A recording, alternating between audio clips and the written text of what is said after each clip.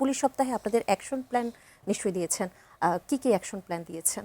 Action plan আজকে যেটা আমাদের মাননীয় প্রধানমন্ত্রীর সাথে আমাদের যে বৈঠক ছিল সেখানে উনি বলেছেন ট্রাফিক নিয়ন্ত্রণ একটা বিষয়, এটাকে অবশ্যই আমাদের একটা সহনীয় পর্যায়ে নিয়ে আসতে হবে।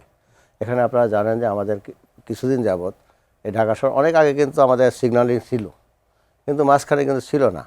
আমরা আবার চেষ্টা করছি এই সিগন্যালিং সিস্টেমটা, যদি আপনি বিশ্বের বিভিন্ন জায়গায় যান, ইভেন ইন্দোনেশিয়াতে আমি সেখানে গিয়েছি, সেখানে আমাদের মতোই কিন্তু রাষ্ট্র, সেখানে কিন্তু সিগন্যালের পুরো ট্রাফিক ব্যবস্থাপনা কিন্তু সিগন্যালিংয়ের উপর।